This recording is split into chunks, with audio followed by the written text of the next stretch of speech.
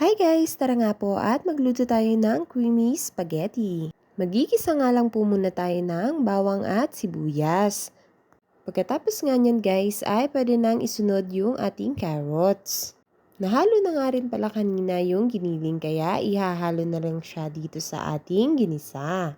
Ayan nga po at dito nga po sa aking pagluluto ay kasama ko nga ang aking biyanan. Siya rin nga po kasi guys ang nagtuturo sa akin kung paano yung mas masarap na version ng spaghetti. Ayan nga at nilagyan na ng mga pampalasa at yung ating hotdog.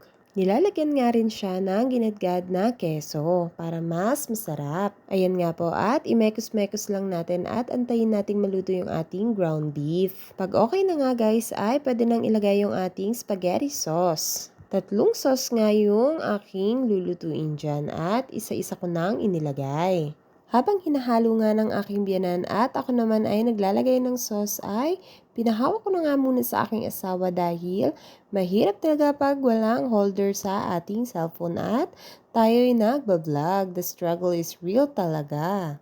Kaya ayan nga, konting halo-halo pa at maluluto din ang ating spaghetti. Pagkatapos ko ngang mailagay yung mga sauce ay nilagyan ko rin ng konting ketchup. Hindi nga kami naglalagay ng water. Kung ang iba nga ay naglalagay ng water sa kanilang spaghetti sauce ay kami po ay hindi. Ayan nga at sinisimot ko pa yung kanyang lagayan. Ito nga po at sobrang linamnam nga nitong spaghetti sauce na aming niluluto.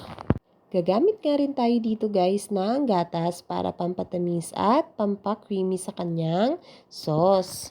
Eto nga po guys at nilagay ko na yung evap na natira kanina sa pinangluto. At ang ilalagay nga po natin dyan ay condensed milk. 1 lata nga po at kalahati yung inilagay dyan sa 3 kilo. Hindi pa nga dyan natatapos guys at lalagyan pa natin yan ng 1 pirasong Nestle cream para mas creamy ang ating spaghetti sauce. Ayan nga po at kitang-kita naman guys. Imekos-mekos nga lang natin. Ayan nga po guys, sana may natutunan kayo at kung gusto nyo ng ganitong luto, gayahin nyo lang po guys. Thank you for watching and God bless!